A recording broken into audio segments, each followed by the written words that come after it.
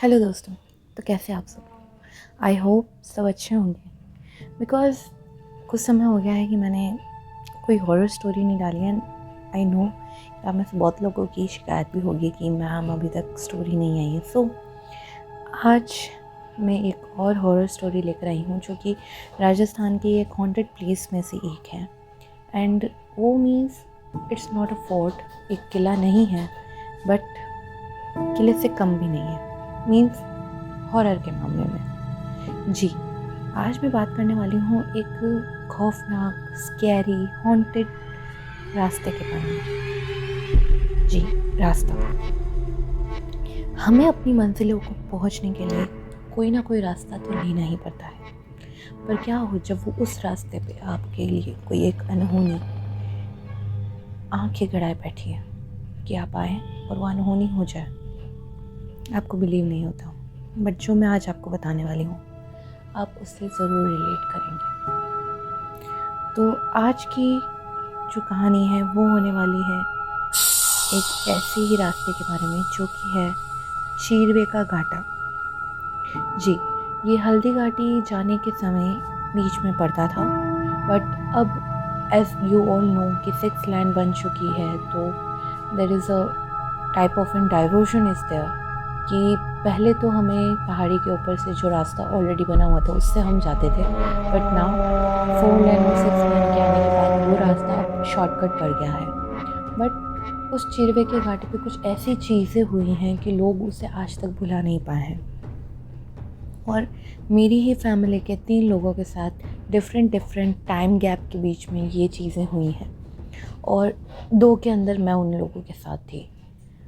The thing is, मुझे उस समय कुछ फ़ील नहीं हुआ, मुझे कुछ नहीं दिखा जो उन लोगों को दिखा। एंड ऑफकोर्सली आफ्टर हियरिंग दैम, उनको सुनने के बाद मुझे खुद डर लगने लगा कि क्या यहाँ पे कुछ था, क्योंकि जिस हिसाब से वो डिस्क्रिप्शन दे रहे थे कि ऐसा दिखा है एंड ऐसा हुआ था, बट कुछ समझ में नहीं आ रहा था कि ऐसा सच्ची में हुआ या नहीं। सो फर्स्ट जो इंसिडेंट हुआ था दैट वाज विद माय बड़े पापा, जिनको हम प्यार से दादा बोलते थे। अब वो हमारे बीच में नहीं रहे, बट उनकी ये जो उनके साथ इंसिडेंट हुआ था, ये स्टोरी को सुनते सुनते हम बड़े हुए हैं। And now we have that type of story lines जो उन्होंने हमें सुनाई थी उनके बचपन की।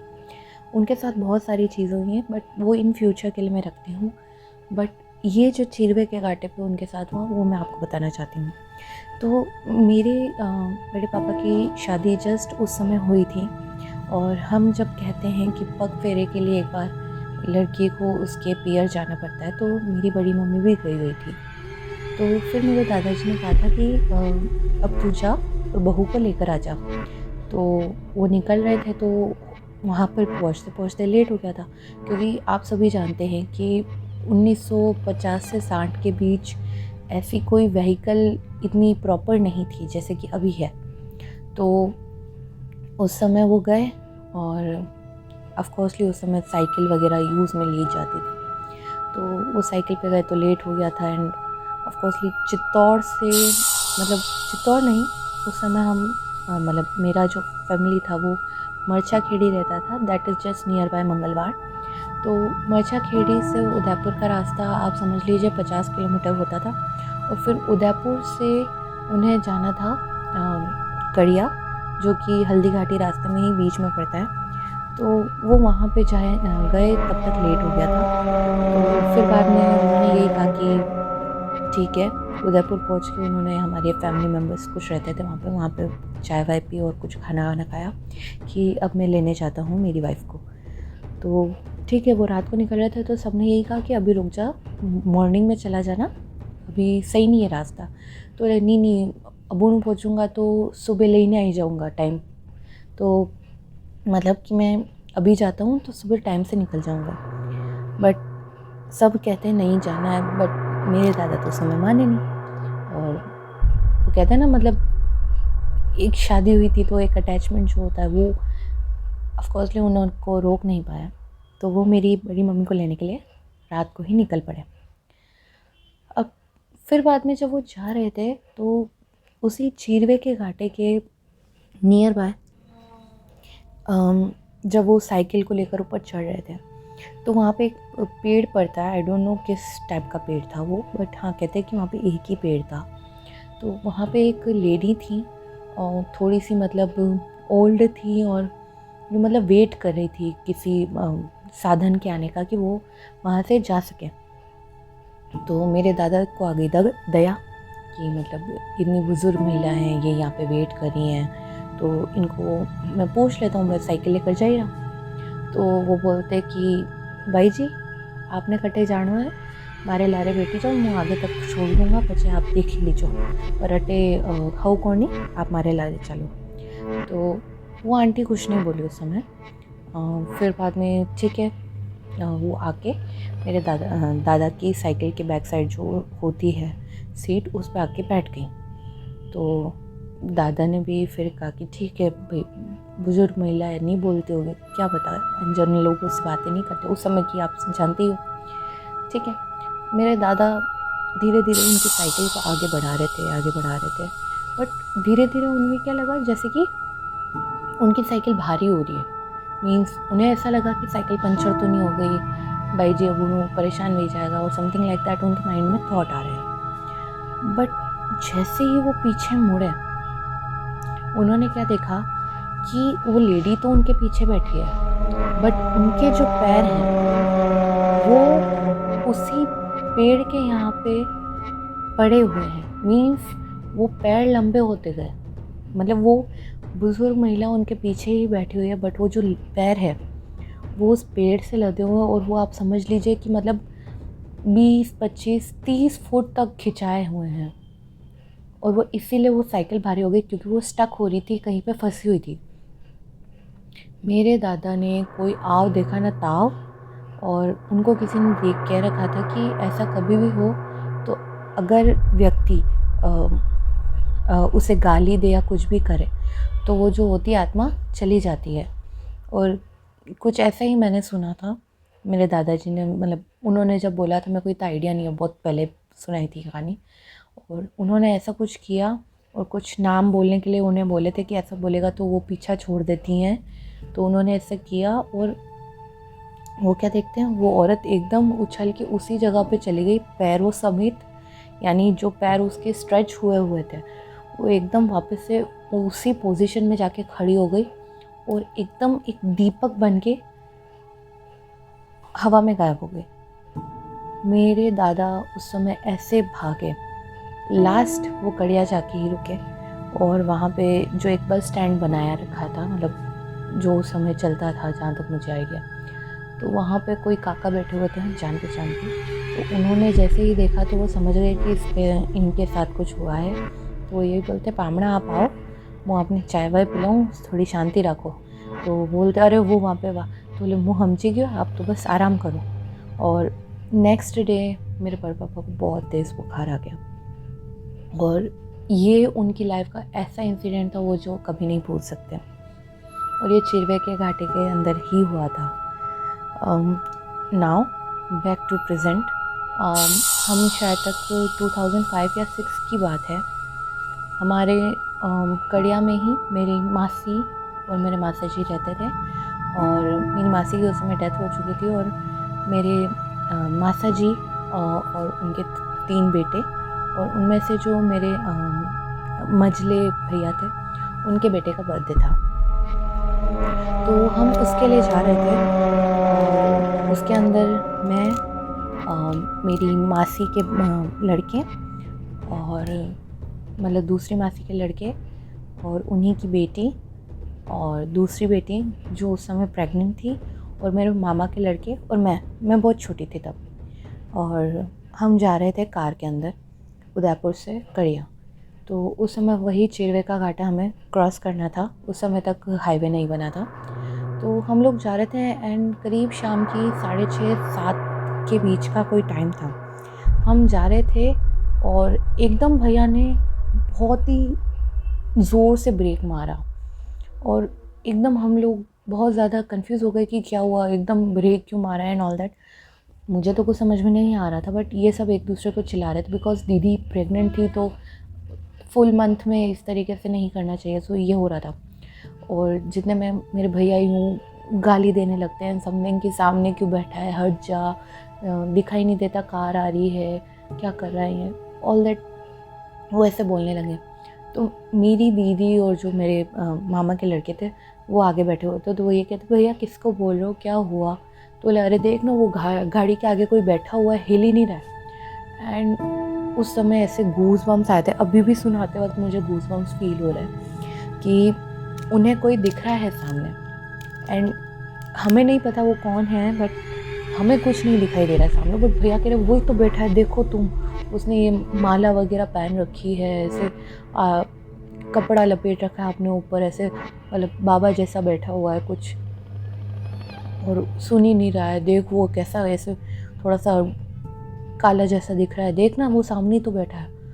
तो जितने में कुछ नहीं होता, जितने में भैया हम कुछ बोले उनको, उससे पहले वो गाड़ी खोल के बाहर जाते और वो एक एम्प्टी प्लेस पे, एक खाली जगह पे देख और कॉली पे गाली दे रहे हैं, उसे हटने के लिए बोल रहे कि तो वो समझ में नहीं आता मेरे साथ महिलाएं हैं, तो ये वो नहीं, हमें कुछ समझ में नहीं आ रहा। जितने में मेरी दीदी ने ये कहा चुपचाप अंदर बैठ और ले गाड़ी को, फिर भैया तो भी नहीं रुक रहे थे, फिर मेरे मामा के लड़के, वो भी छोटे ही थे, ज़्यादा बड़े नहीं थे, उन्होंने भैया को शांत करा के अंदर बैठाया, फिर वो गाड़ी को मोड़ के आगे ले गए, एंड फिर वहाँ पे जाके सब चीज़ें बताई। तो फिर यूँ कहते हैं कि हवा लगती है, समथिंग ऐसा कुछ होता है। तो मेरे भैया के ऊपर झाड़ फूँक की करी उस समय मेरे नाना जी ने, कि मतलब कुछ भी हो इनके ऊपर, वो जो चीज़ थी वो हावी ना हो जाए। बट नेक्स्ट डे मतलब वो चीज़ तो नहीं हुई, बट मेरे भैया को बहुत तेज़ बुखार आया था। तो उन्हें यही कहा कि वहाँ पे कुछ ऐसा था जो मतलब मेरे भैया से वो फ्रीक्वेंसी मैच हो गई, दैट्स वाई उन्हीं को वो चीज़ दिख रही थी, वरना वो चीज़ नहीं दिखती। इन मासी के बेटे के साथ इनके कॉलेज डेज़ में भी एक चीज़ हुई थी जो मैं आपको बाद में बताऊंगी, बट हाँ फिर ये चीज़ हुई थी। और उसके बाद तो मैं डर ही गई थी कि यहाँ पे कुछ ऐसा होता है, क्योंकि उस समय मैं बड़ी हो गई थी, फिर मेरे को बताया कि चिरवे के घाटे पे ऐसा होता रहता है, बिकॉज़ यहाँ पे एक्सीडेंटल प्रोन एरिया है, बिकॉज़ वो इस तरीके का घुमावदार एरिया है और थोड़ा सा ऊंचा भी था कि वहाँ पे एक्सीडेंट नॉर्मलाइज थे। तो ठीक है, ये चीज़ हुई थी। नेक्स्ट अब हम आते हैं 2009 में, जब मेरी बुआ की बेटी की शादी हो रही थी, और वहीं पे हमारे मतलब कड़िया के आगे एक जगह पड़ती है, वहाँ पे काकरोली, और वहाँ पे हम मतलब जा रहे थे, और वहाँ पे कुछ काम था, मतलब मेरी बुआ का ससुराल वहीं पे पड़ता है, तो फिर वहाँ पे हम कर रहे थे प्रोग्राम वगैरह जो भी हमारा होता है, पूजन, तो ये सब चीज़ें हुई। तो उसको करने के बाद सब जने घर की तरफ लौट रहे थे, तब मैं वहाँ नहीं थी। मतलब मेरे बड़े पापा की लड़की जिनकी मैंने आपको आज स्टोरी बताई, उनकी लड़की वो बड़ी थी, मेरी बुआ, उनकी 2 जेठानियाँ और एक ड्राइवर। तो वो सब खाना जो होता है लास्ट में जो हमारे पास बच जाता है, हम घर पे लेकर आते हैं, लड्डू एंड ऑल दैट, तो वो लेकर आ रहे थे। और यही तकरीबन रात के 11:15 या फिर 11:30 के तकरीबन का टाइम हो रहा था। तो ये लोग रात को आ रहे थे, और एकदम मेरी बुआ ने मतलब उस जो मैंने आपको एरिया बताया चिरवे का घाटा, उसके नियर बाय आते ही कहा कि अरे भाई साहब गाड़ी रोको गाड़ी रोको। तो एकदम ड्राइवर साहब भी हो गए कि क्या हुआ, एकदम रोका। तो जितने में वो बोलती है मेरी बुआ कि या बापड़ी अटी अतरी रात में बैठी थकी है, अने भी आपा बैठा ही ला गई। और इधर से मेरे को बोलते हुए भी एकदम गूज़बम्स हो रहा है। मेरी जो दीदी थी वो आगे वाली सीट में जो ड्राइवर के पास ही होती है वहाँ पे बैठी हुई थी, वो इशारे में मेरी बुआ को कहती है चुप हो जाओ चुप हो जाओ। मेरी बुआ नहीं सुन रही, वो ये कह रही मुँह बोल दूँ अनी बापड़ी ने अने बैठा ही ला, अने उदयपुर जाणो वे तो कई पतो गाड़ी री वेट करी वे, आपा जाई दिया, हाँ आपा छोड़ दो। मेरी बुआ बिल्कुल नहीं सुन रही, जितने में मेरी और ड्राइवर अंकल भी डर चुके थे, क्योंकि उनको साइड में कुछ नहीं दिख रहा था। और वो यही कह रही थी मेरी बुआ कि ये देख घूंघटो डाली राख्यो, नतरा लंबा लंबा बाल है, बैठी थकी ले ले। बट वो जो डर लग रहा था ना मेरी दीदी को आगे बैठे हुए, क्योंकि उनको पता साइड में कोई नहीं, बट जिस तरीके से डिस्क्रिप्शन दे रही थी वो ऐसा ही था। तो अब क्या करें, तो कुछ नहीं देखती मेरी दीदी, वो सिर्फ ड्राइवर को इशारा करती है जल्दी दौड़ा। जितने में ड्राइवर एकदम फास्ट स्पीड में दौड़ाता है, जितने में मेरी बुआ अरे वने ले लेता, वने ले लेता, जितने में मेरी दीदी ने उनका हाथ पकड़ के बोला कोई नहीं हो, अबे चुप रहो। फिर जैसे ही उदयपुर आया, फिर मेरे फूफा जी को ये बात बोली, मेरे फूफा जी भी बहुत गुस्सा करे कि तू क्या है, तुम औरतें थी, ड्राइवर क्या कर लेता एंड कुछ हो जाता तो एंड ऑल दैट। फिर मेरी बुआ बोले अरे नहीं मने तो लागे बापड़ी ही अनिवार्य आपा ले लेता। और दैट वॉज सो स्कैरी। मतलब वो मेरे को दीदी ने आके यहाँ पे बात बताई, मैंने कहा थैंक गॉड मैं आप लोगों के साथ नहीं आई, क्योंकि उस समय जाने का था बट कैंसिल हो गया इन एनी हाउ। बट मैं थैंक गॉड मैं उनके साथ नहीं थी, नहीं तो सच में मेरे हार्ट अटैक हो जाता उस पर। तो ये चीज़ हुई थी। तो ये 3 स्टोरीज़ है चिरवे की घाटी की जो मैंने सुनी है। और एक और, हाँ मेरे को एक इंसिडेंट याद आ रहा है कड़िया का, जो मेरे वो जो मंझले भैया थे जब वो छोटे थे 4-5 साल के, तब हुआ था उनके साथ। तो उनका भी वहाँ पे एक खेत है, वहाँ पे उनके भी कुछ पूज वगैरह हुई थी, वहाँ पे भी उन्होंने कुछ खाना वगैरह किया था। ये आप समझ लीजिए 1970s 80s के बीच की बात है। तो इसके अंदर वो खाना वगैरह किया उन्होंने। तो शाम हो गई थी ऐसे करते करते। तो जो बाद में अपन नहीं कहते थाल घर पे लाना, तो वो थाल लेकर जो थी मेरी मतलब मेरे भैया वो छोटे वाले और उनकी जो बड़ी मम्मी थी, वो उनको तोड़ के थाल ऐसे हाथ में लेकर ऊपर जो करते हम ऐसे लेकर आ रही थी। एंड मेरे मासा जी आगे आगे चल रहे थे। अब मेरे मासा जी आगे आगे चल रहे थे, शाम का ही समय था, और एक बीच में पीपल का पेड़ आया था। एंड सडनली पता नहीं कहाँ से एक आदमी एकदम काला काला, एकदम काला, एकदम सामने आके ऐसे खड़ा हो गया। मतलब उसकी शक्ल भी अपन गैस नहीं कर सकते क्या है, एकदम डार्क, जो हम कहते हैं आइडेंटिटी, ऐसी कोई सामने खड़ी हो गई। एंड वो बोले अकेले अकेले मिठाई करनी बातें खाई जाओ, मने भी दो। और वो जो बड़ी मम्मी थी वो ऐसी डरी, वो एकदम मेरे मासा जी का नाम लेके वो थाली वहीं पटक के और मेरे भैया को गोदी में लेकर भागी जोर से कि सुनो सुनो सुनो। और इधर से लेकर वो भागी, वो थाली वहीं छोड़ दी और पीछे मुड़ के उन्होंने बिल्कुल नहीं देखा। वो घर पे जाके रुकी और फिर बोले कि कई आप मने वटे छोड़ी ना आएगी देवर जी, वटे तो यो आएगी। और वो, और फिर बाद में पता चला कि वहाँ पे एक मतलब हम जो बाबूजी बैठाते हैं वो उनका स्थान था। और वो ऐसे हम नहीं कहते कि खुली थाली लेकर आ रही थी जिसमें मिठाई वगैरह सब थी।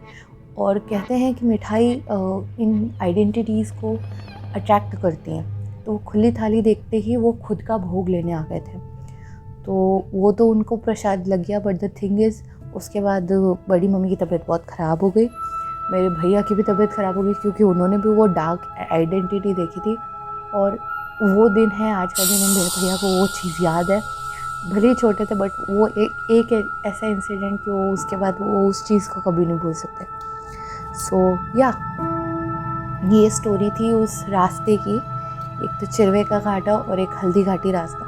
वहाँ पे आए दिन कुछ ना कुछ होता रहता है, बिकॉज एक तो एक्सीडेंटल एरिया है और हम कहते हैं कि अकाल मृत्यु जो भी होती है उस वजह से कुछ आत्मा ऐसी होती है जिनकी मुक्ति नहीं होती। तो दैट्स वाई ये चीज़ें हुई थी।